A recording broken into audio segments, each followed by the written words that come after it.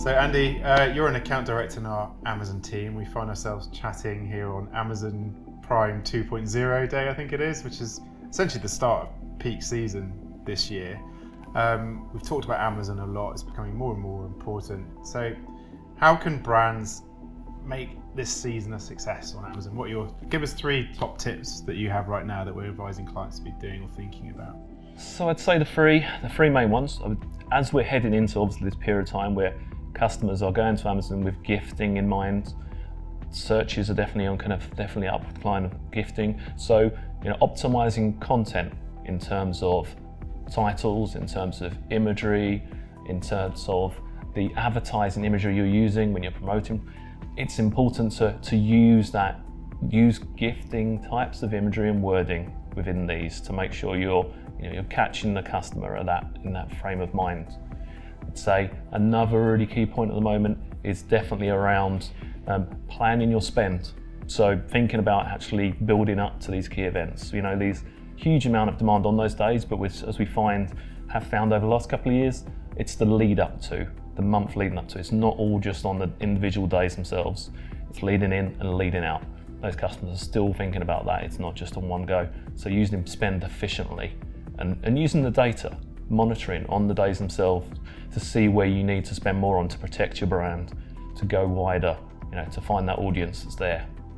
It feels like Amazon's become a more comfortable place for brands to be present on, right? There's more creative opportunities for brands than there were ever before. Definitely, I'd say within the product pages, we're certainly seeing more. Within the A+ kind of enhanced content, you can certainly do a lot more now.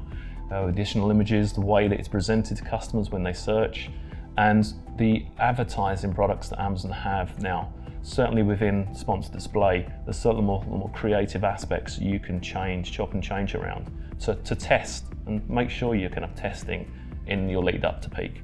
Not once you're there, but in your lead up to peak is important.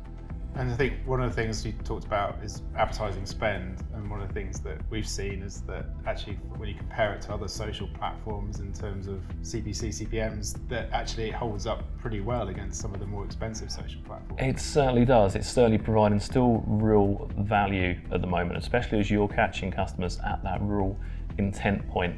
So that return is going to be a much greater return there. And it seems to be that Amazon have really put a lot of effort into creating more products for advertisers than ever before. I guess to compete with some of the other social platforms, which it's so easy to buy through Facebook and Meta, isn't it now? And Amazon's having to keep up. Absolutely. We're seeing kind of over the last year, I think I've seen more than the last 2 or 3 years put together in terms of the different changes you can make to ads, the types of audiences are expanding further and further. And we see sponsored display as being one that last year we didn't see as great a value in as we're seeing this year. They've done a lot more with it to get it much closer to the DSP platform.